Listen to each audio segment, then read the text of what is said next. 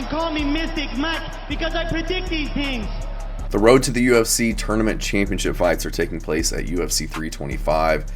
These are essentially the prelims, going to be the first 4 fights of the night. If you're not familiar with the road to the UFC, it's kind of like a tournament style bracketing format for these guys to kind of fight each other and then to get contracts into the UFC. So similar to Dana White's Contender Series, where DWCS is one fight, these guys are fighting, several times, usually 2 or 3 times to make it into the UFC. So it's based out of kind of the Asian market. So you got a lot of guys out of Mongolia, China, Korea, a lot of Australia guys on this card. I think that's why they put it on the UFC 325 card.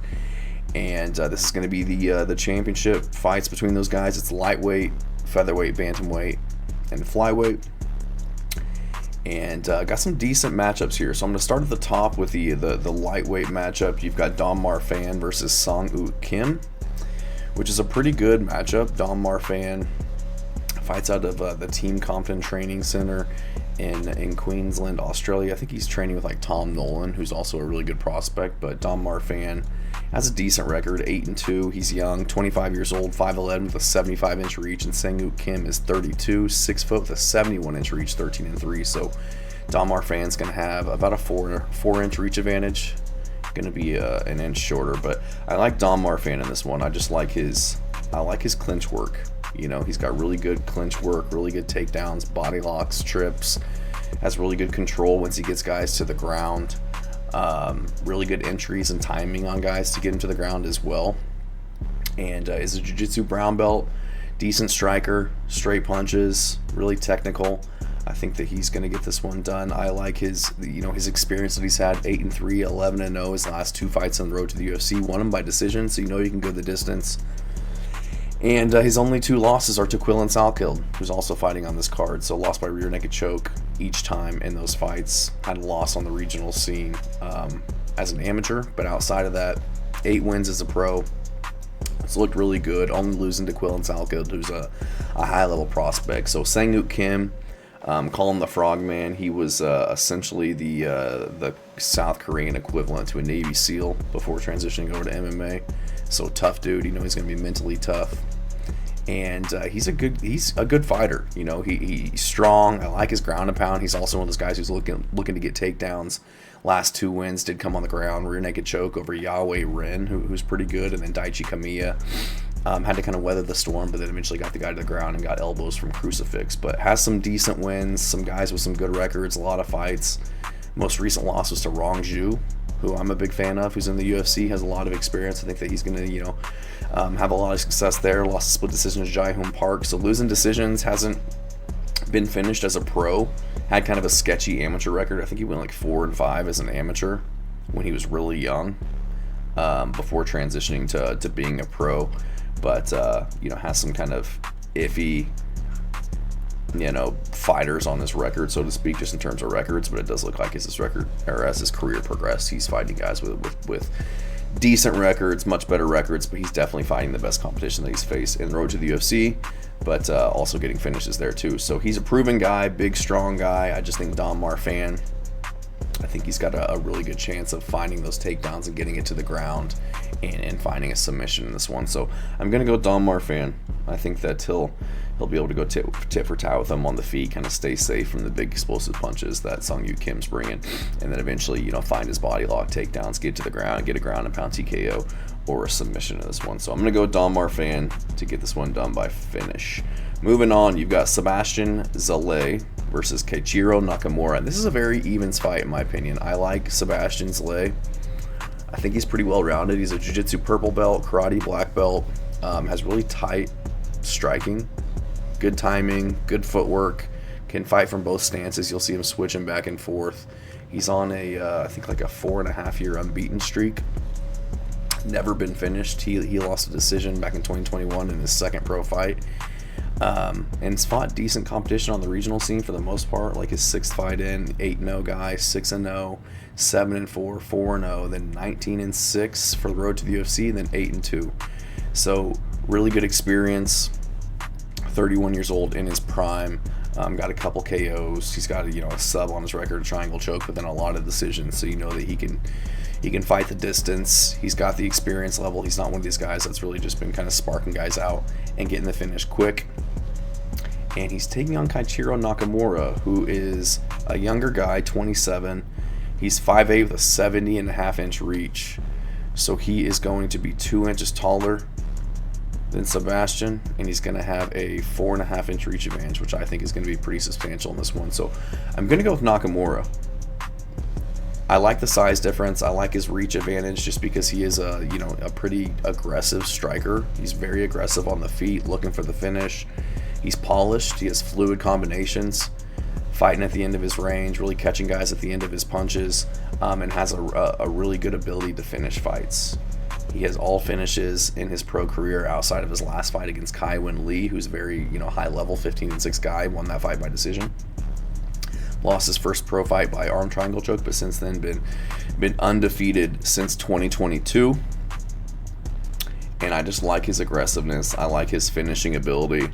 I think when he gets the fights to the ground, he's got really good ground and pound. Obviously has tons of momentum and hype going into this fight. He's a younger guy. He's going to be a little bit bigger. So I think that his aggressiveness, I think that he's going to be able to get out front of Sebastian Szalay, look to be damaging him a little bit more. I think he's got a little bit more potential to finish the fight, whereas I feel like Sebastian Szalay, he's looking to be a little bit more technical, not exactly taking a lot of risks to do damage the way that Keiichiro Nakamura is. And so I'm going to go with Nakamura in this one. I think this is a pretty evens fight, but I just like the finishing ability, the aggressiveness. I feel like Nakamura gives himself more chances to land the damaging blows and to find finishes in the fight. So I'm going to go with Nakamura. I think he can get this one done by finish, by KO. But I think more than likely he'll just be kind of outmatching him on the feet, landing a little bit better strikes to win rounds and get a decision. So I'm going to go with Nakamura to get this one done. Moving on, you got Sulangrangbo versus Lawrence Lui. Sulangrangbo, young guy, 20 years old.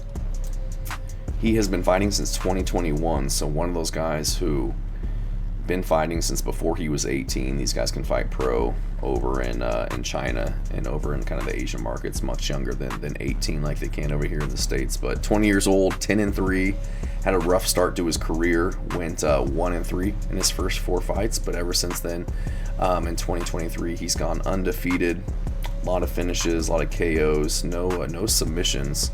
He is primarily a striker, does have some decisions as well, so you know that he can go the distance. But record's kind of sketchy: 0-1s, 5-10, 8-7, 0-0s. But then he gets to the road to the UFC, 8-3 guy puts him out, 7-1 guy gets a decision. So one of those guys who's got a lot of potential, already has tons of experience at 20 years old. He's fighting out of Enbo Fight Club. If you haven't heard of Enbo Fight Club, a lot of really good guys coming out of Asia, or out of China, I should say, fight there. Rangju, Yizha, Sumaderji. So a lot of good guys coming out of there, a lot of good training partners for him. And 5'9", 66.5-inch reach, taking on Lawrence Lui, who's 5'7", with a 72.5-inch reach. So he's going to be 2 inches taller, but be giving up substantial reach in this one.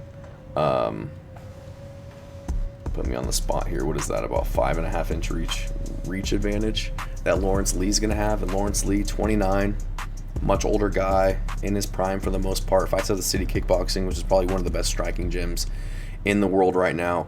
Another guy with good experience, road to the UFC, 6-1 guy, 16-7 guy, got a finish over one, got a decision over the other guy. But before that, 2-2, 6-2, 2-1, 1-3, 6-5. Not the best experience. Went 3-2 as an amateur.